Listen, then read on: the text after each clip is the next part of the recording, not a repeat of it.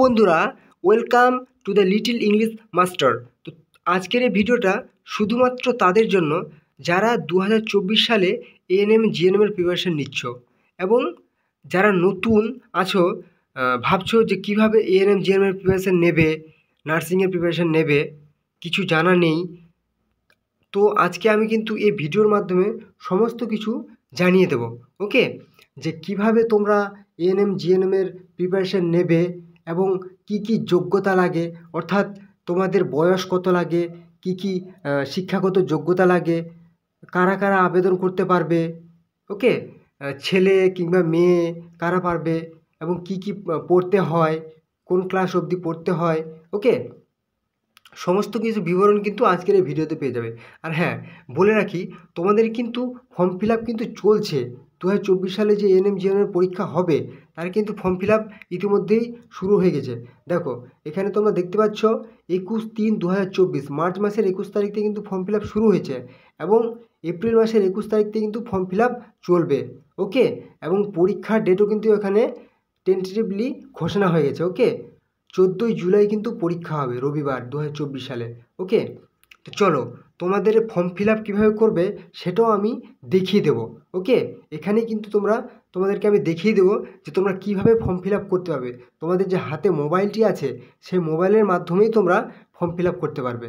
ওকে, আমি step by step তোমাদেরকে দেখিয়ে দেবো। তো তোমাদেরকে ফার্স্ট অফ অল আমি দেখিয়ে দিই তোমাদের কি কি যোগ্যতা লাগছে। ওকে, আর হ্যাঁ, আমি কিন্তু 2024 সালে এএনএম জিএনএমের ভিডিও দিয়েছি এর আগে, তবুও কিন্তু আরেকবার একটা আপডেটের ভিডিও দিয়ে দিচ্ছি। এ কারণেই, কারণ 2024 সালে কিন্তু এএনএম জিএনএমের নিয়োগের ক্ষেত্রে অনেক কিছু পরিবর্তন হয়েছে। ওকে, বয়সের ক্ষেত্রে, সিলেবাসের ক্ষেত্রে, তারপর শিক্ষাগত যোগ্যতার ক্ষেত্রে কিন্তু অনেক কিছু পরিবর্তন হয়েছে। আর তোমরা যারা প্রিপারেশন নিচ্ছ, আমি চাইছি না তোমাদের কিছু অজানা থেকে যাক, এই কারণেই আমি ভিডিওটি আরেকবার আপডেট করে দিয়ে দিচ্ছি। ওকে, তো তোমরা ভিডিওটি স্টেপ বাই স্টেপ দেখতে থাকো, তাহলে কিন্তু সব কিছু জানতে পারবে। আর হ্যাঁ, তোমাদের মধ্যে যারা চ্যানেলে নতুন আছো অবশ্যই চ্যানেলটিকে সাবস্ক্রাইব করে রাখো, তাহলেই কিন্তু তোমরা এরকম আরও আপডেটেড ভিডিওগুলি সবার আগে পেয়ে যাবে, গুরুত্বপূর্ণ ভিডিওগুলি সবার আগে পেয়ে যাবে। তো চলো, ভিডিওটি দেখতে থাকো। ফার্স্ট অফ অল তোমাদেরকে আমি বলে দিচ্ছি যে তোমাদের কিন্তু অ্যাপ্লিকেশন যে ফি, অর্থাৎ কত তোমাদের টাকা লাগছে পরীক্ষা ফর্ম ফিল আপ করার জন্য, তোমাদের যারা এসটি এসসি এবং ওবিসি আছো, ইডাব্লিউএস আছো, অরফ্যান আছো, মানে এসটি এসসি ওবিসি, অর্থাৎ যারা ইকোনমিক্যালি উইকার আছো, তারপর যারা অনাথ আছো, তাদের কিন্তু লাগছে 300 টাকা। হ্যাঁ, আর যারা অন্যান্য কাস্টের আছো, যারা জেনারেল আছো, তাদের কিন্তু 400 টাকা লাগছে।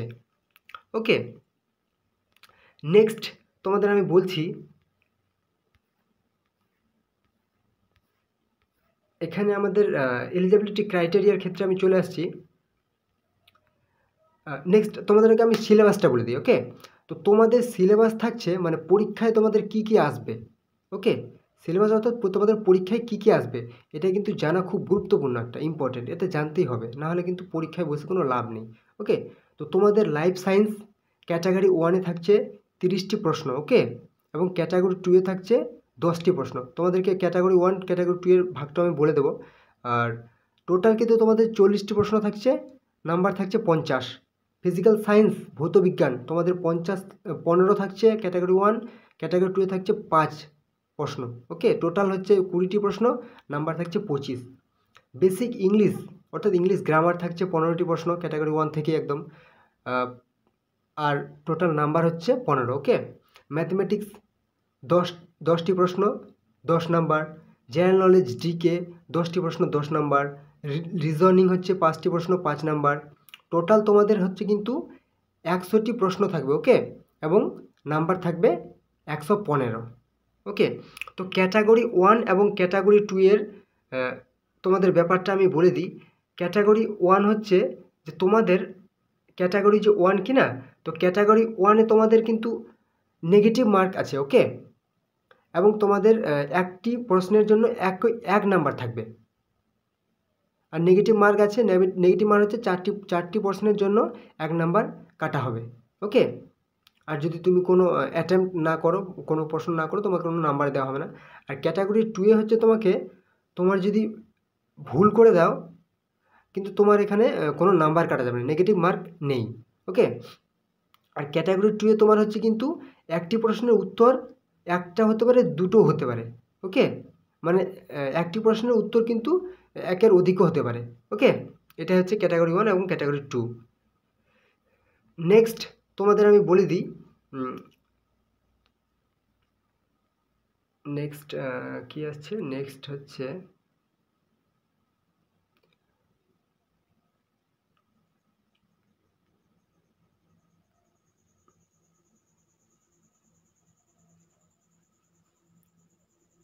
নেক্সট তোমাদের আমি বলে দিচ্ছি যে কি বলছে এখানে।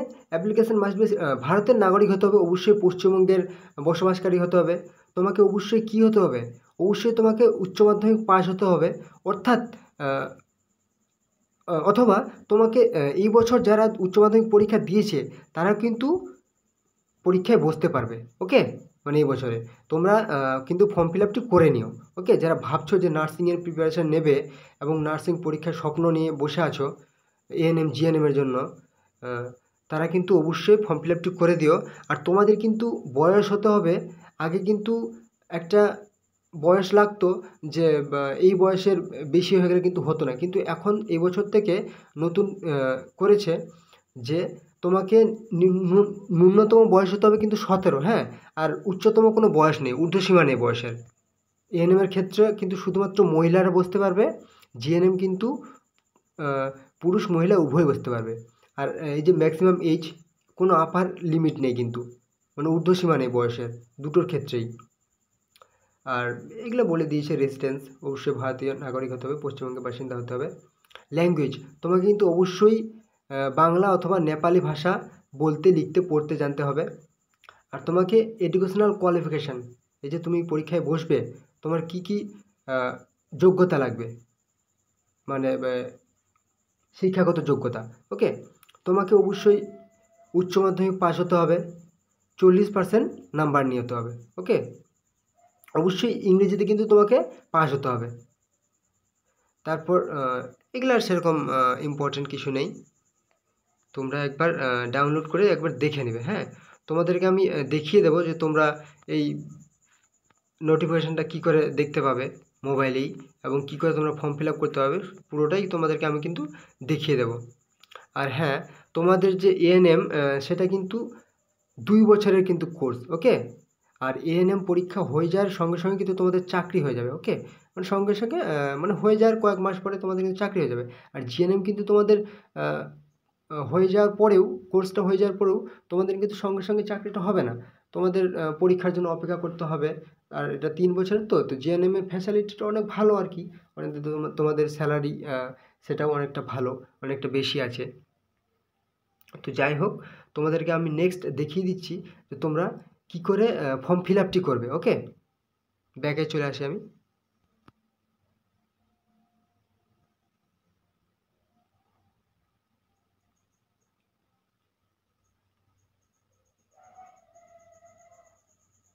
ব্যাস, আমি আবার এই অফিসিয়াল ওয়েবসাইটে চলে এসেছি। তোমরা এখানে দেখতেই পাচ্ছ। হ্যাঁ, তোমরা কি করে অফিসিয়াল ওয়েবসাইটে আসবে সেটাও আমি বলে দেবো, যে তোমরা এই পেজটিতে কী করে আসতে পারবে, কি গুগলে তোমরা কি টাইপ করবে বা ক্রোম ব্রাউজারে কি টাইপ করবে সেটা আমি বলে দেবো। তো তোমরা এখানে দেখো লেখা আছে যে online application form submission for ANM and GNM 2024। ওকে, এখানে একবার ক্লিক করবে।